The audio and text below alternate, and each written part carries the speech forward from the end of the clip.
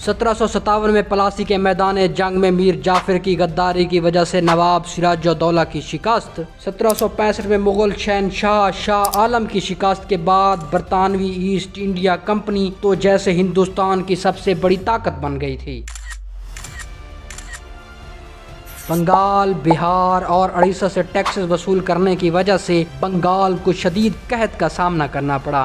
اس قحط میں تقریباً 1 کروڑ کے قریب لوگ اپنی جان سے گئے۔ ایسٹ انڈیا کمپنی نے کسانوں پر ٹیکس 40% سے بڑھا کر 66% کر دیا۔ انگریزوں نے ہندوستان میں افیون کی کاشت پر زور دیا، جس سے ایک صنعتی ہندوستان زرعی ہندوستان میں تبدیل ہو گیا۔ اس سے انگریزوں کو موقع مل گیا کہ وہ اپنی مصنوعات کو ہندوستان میں برآمد کر کے منافع کما سکیں۔ بنگال، بہار اور اڑیسہ کو ٹیکسز کے بوجھ تلے دبانے کے بعد ایسٹ انڈیا کمپنی نے جنوبی ہندوستان کا رخ کیا۔ جنوبی ہندوستان میں انگریزوں کے راستے میں واحد رکاوٹ میسور کے حکمران حیدر علی اور ٹیپو سلطان تھے۔ میسور کے مشرق میں مدراس پہلے ایسٹ انڈیا کمپنی کے زیر نگیں آ چکا تھا۔ مغربی جانب بمبئی کی بندرگاہ بھی ایسٹ انڈیا کمپنی کو جہیز میں ملی تھی، جبکہ ایسٹ انڈیا کمپنی کی زیر نگرانی علاقوں اور میسور کی مملکت خداداد کے درمیان مرہٹوں کی ریاست اور نظام حیدرآباد تھے، جنہوں نے شروع میں ایسٹ انڈیا کمپنی کا حلیف نہ بننے کا فیصلہ کیا اور نہ ایسٹ انڈیا کمپنی کی مخالفت کے بارے میں سوچا۔ تاہم بعد میں اینگلو میسور جنگوں کے دوران یہ دونوں ریاستیں، خاص طور پر نظام حیدرآباد نے انگریزوں کا ساتھ دینے کا فیصلہ کیا۔ دوسری طرف میسور کے حکمران Tipu Sultan East India company کے راستے کی واحد رکاوٹ تھے۔ مغل بادشاہ شاہ عالم کی شکست کے بعد ایسٹ انڈیا کمپنی اور میسور کی ریاست کے درمیان ایک طویل جنگوں کے سلسلے کا آغاز ہوا۔ 1767 میں پہلی اینگلو میسور جنگ ہوئی، جس میں نظام حیدرآباد نے ایسٹ انڈیا کمپنی کو ریاست حیدرآباد کے شمالی علاقوں سے دور کرنے کے لیے ایک سازش کے تحت ایسٹ انڈیا کمپنی کو میسور کی ریاست کے سامنے لا کھڑا کیا، تاکہ انگریزوں کی توجہ حیدرآباد کی شمالی سرحدوں سے ہٹا کر حیدرآباد کی ریاست کو محفوظ بنایا جائے۔ اس جنگ میں ایک طرف ایسٹ انڈیا کمپنی اور اس کے حلیف، جن میں مراٹھا کی ریاست نواب کرناٹک اور ریاست حیدرآباد تھے، تو دوسری طرف اکیلی اور تنہا میسور کی ریاست۔ لیکن پھر بھی میسور کی ریاست واضح طور پر فاتح رہی اور 2 سال بعد 1769 میں میسور کی فتح کے ساتھ یہ جنگ اپنے اختتام کو پہنچی۔ 1779 میں انگریزوں نے فرانس کے زیر کنٹرول مائی کی بندرگاہ پر قبضہ کر لیا، جسے ٹیپو سلطان نے اپنی حفاظت میں لے رکھا تھا۔ ٹیپو سلطان نے اس بندرگاہ کی حفاظت کے لیے کچھ فوجی بھی فرانس کو فراہم کیے تھے۔ اس کے جواب میں ٹیپو سلطان کے والد حیدر علی، جو کہ پہلی اور دوسری اینگلو میسور جنگوں میں میسور کے حکمران تھے، نے انگریزوں کے اتحادی ریاست کرناٹک پر حملہ کر دیا، جس کا مقصد میسور کے ساتھ موجود مدراس سے انگریزوں کو نکالنا تھا۔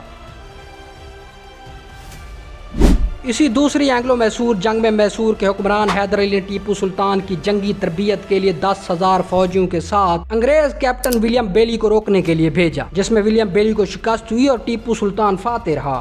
اسی دوسری اینگلو میسور جنگ میں کئی محاذوں پر ٹیپو سلطان نے انگریزوں کو شکست دے کر ان کے علاقوں پر قبضہ کر لیا۔ 1782 میں میسور کے حکمران حیدر علی کے انتقال کے وقت ٹیپو سلطان کافی جنگی تجربہ حاصل کر چکے تھے۔ 22 دسمبر 1782 کو ٹیپو سلطان اپنے والد کے انتقال کے بعد میسور کے نئے حکمران بن گئے۔ انہوں نے اسی جنگ میں مراٹھوں اور مغلوں سے اتحاد کر کے انگریزوں کی میسور کی طرف پیش قدمی کو روکا۔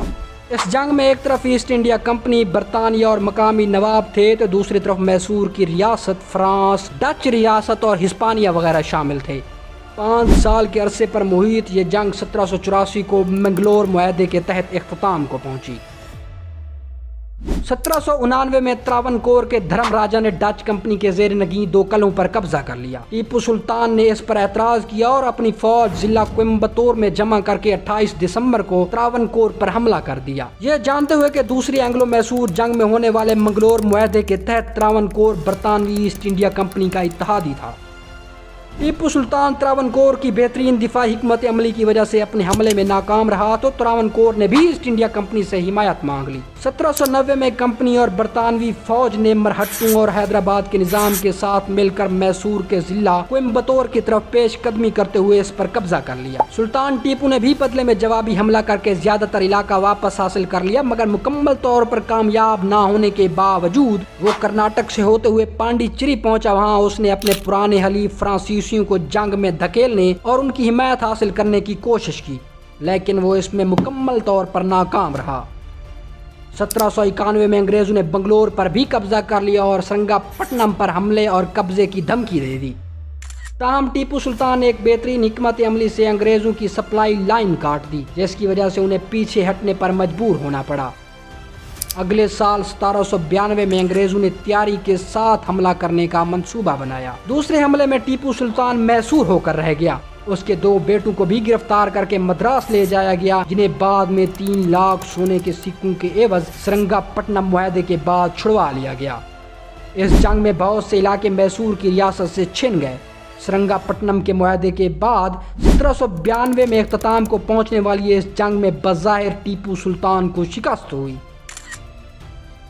تیسری اینگلو میسور جنگ میں ٹیپو سلطان کی شکست کے بعد اس کی ریاست کے کئی علاقے اس سے چھن گئے۔ بیٹوں کو چھڑانے کے لیے معاہدے کے طور پر دی گئی رقم کے نتیجے میں ریاستی خزانہ بھی نہ ہونے کے برابر رہ گیا۔ کمزور ٹیپو سلطان اس پوزیشن میں نہیں تھا کہ وہ اکیلا ایسٹ انڈیا کمپنی اور اس کے اتحادیوں سے ٹکر لے سکتا، لہٰذا اس نے اپنے پرانے اتحادی فرانسیسیوں کے ساتھ کئی معاہدے کیے تاکہ وہ انگریزوں کو ہندوستان سے نکال سکے۔ فرانسیسی بھی انگریزوں کو نکالنے کا موقع ڈھونڈ رہے تھے۔ مئی 1797 میں فرانسیسی حکومت نے ایک اعلامیے کے تحت ٹیپو سلطان کی مدد کا فیصلہ کیا۔ اس اتحاد کی خبر جو ہی برطانیہ تک پہنچی تو انہوں نے لارڈ ویلزلے کو ہندوستان بھیجا، جو ایک برطانوی سیاستدان تھا۔ اس کی قیادت میں انگریزوں نے ٹیپو سلطان کو سبق سکھانے کا فیصلہ کیا۔ انگریزوں نے مراٹھوں کو اپنے ساتھ ملانے کی کوشش کی، مگر وہ ہر صورت اس بار غیر جانبدار رہے۔ لارڈ ویلزلے نے مراٹھوں اور نظام کے ساتھ مقامی حکمرانوں سے ٹیپو سلطان کی مدد نہ کرنے کی یقین دہانی پر ٹیپو سلطان کو خط لکھا۔ اس خط میں سلطان سے ہتھیار ڈالنے کا مطالبہ کیا گیا۔ لارڈ ویلزلے نے جنرل ہیرس کی مدد سے میسور پر حملہ کرنے کی تیاریاں شروع کر دی۔ راستے میں ٹیپو سلطان کی طرف سے لارڈ ویلزلے کو جواب تو ملا، لیکن وہ اس کے لیے تسلی بخش نہیں تھا۔ لارڈ ویلزلے نے ایک بار پھر خط لکھ کر ہتھیار ڈالنے کا حکم دیا، لیکن ٹیپو سلطان نے باہر نکل کر انگریزوں پر حملے شروع کر دیے۔ تاہم وہ حملے ناکام ہونے کے بعد ٹیپو سلطان سرنگا پٹنم میں قلعہ بند ہو گیا اور وہاں سے دفاعی پوزیشن بنا کر انگریزوں کا مقابلہ کرنے کا فیصلہ کیا۔ اس جنگ میں نظام حیدرآباد نے 10,000 کے قریب فوجی کمپنی کو ٹیپو سلطان کے خلاف لڑنے کے لیے دیے، جبکہ صرف 4,000 برطانوی فوجی تھے۔ اس جنگ میں ایسٹ انڈیا کمپنی کی فوج کی تعداد 50 سے 60,000 کے قریب تھی، باقی سب مقامی ہندوستانی فوجی تھے جو کہ ٹیپو سلطان کے خلاف کمپنی کا حصہ تھے۔ دوسری طرف ٹیپو سلطان کی فوج کی تعداد کمپنی کی فوج کی تعداد کا نصف تھی، یعنی 30,000 اور محدود وسائل۔ لیکن پھر بھی ٹیپو سلطان نے ہتھیار نہیں ڈالے۔ اسی موقع پر ٹیپو سلطان نے وہ اپنا مشہور زمانہ قول دہرایا تھا کہ شیر کی ایک دن کی زندگی گیدڑ کی 100 سالہ زندگی سے بہتر ہے۔ اسباب کی کمی تو تھی ہی، ساتھ میں اس کے فوجی کماندار کی غداری سونے پر سہاگا۔ اس غدارے میں ٹیپو سلطان کا ہندو وزیر مالیات پورنیا بھی شامل تھا۔ دوستو، یہ غدار بدنام زمانہ میر صادق تھا، جس نے اپنی پرانی رنجش کا بدلہ لیتے ہوئے اس جنگ میں ایسٹ انڈیا کمپنی کا ساتھ دیا، یا پھر یوں کہیں کہ میر صادق کا تعلق حیدرآباد دکن سے ہونے کی وجہ سے اس نے نظام حیدرآباد کا ساتھ دیتے ہوئے ٹیپو سلطان سے غداری کی، کیونکہ اس چوتھی اور آخری اینگلو میسور جنگ میں بھی نظام حیدرآباد کمپنی کا ایک مضبوط حلیف تھا۔ میر صادق نے انگریزوں کے ساتھ ساز باز کر کے فوج اور قلعے کے اندر کی معلومات باہر بھیجنا شروع کر دیں، جس سے انگریزوں کو قلعے پر حملہ کرنے کا بہترین موقع ملا۔ ٹیپو سلطان جیسے ہی محل سے باہر نکلے اور قلعے کی فصیلوں پر آئے تو میر صادق نے دروازے بند کروا دیے۔ وزیر مالیات پورنیا کی مدد سے فوجیوں کو تنخواہ کی لالچ میں فصیلوں سے پیچھے ہٹا لیا، لیکن جب تک سلطان ٹیپو کو خبر ہوتی بہت دیر ہو چکی تھی۔ میر صادق کی دی گئی معلومات کے مطابق انگریزوں نے سرنگا پٹنم کے قلعے پر گولے برسائے اور فوجی جھڑپوں میں بہادری سے لڑتے ہوئے ٹیپو سلطان شہید ہو گئے۔ اس طرح میسور کی ریاست اپنے اختتام کو پہنچی اور کمپنی کے زیر اثر ایک نوابی ریاست بن کر رہ گئی۔ میر صادق بھی اسی سرنگا پٹنم کی جنگ میں ٹیپو سلطان کے وفادار فوجیوں کے ہاتھوں مارا گیا۔ کیونکہ اس جنگ کے بعد میر صادق زندہ نہ بچا، اس لیے اس بارے میں کوئی معلومات نہیں کہ کن شرائط پر اس نے انگریزوں کا ساتھ دینے کا فیصلہ کیا تھا، بالکل میر جعفر کے برعکس، جو بعد میں اپنی غداری کے انعام کے طور پر بنگال کا نواب بنا۔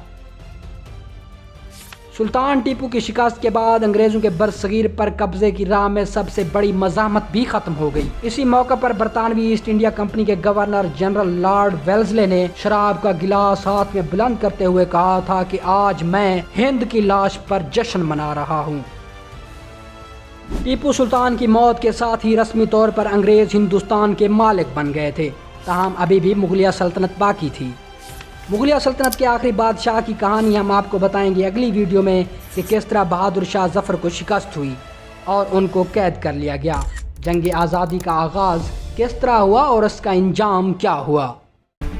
उम्मीद करते हैं आपको हमारी वीडियो पसंद आई होगी। कमेंट सेक्शन में अपनी राय का इज़हार ज़रूर कीजिएगा। हम मिलेंगे आपको एक नई वीडियो के साथ, तब तक हमें इजाज़त दीजिए। अल्लाह हाफिज़।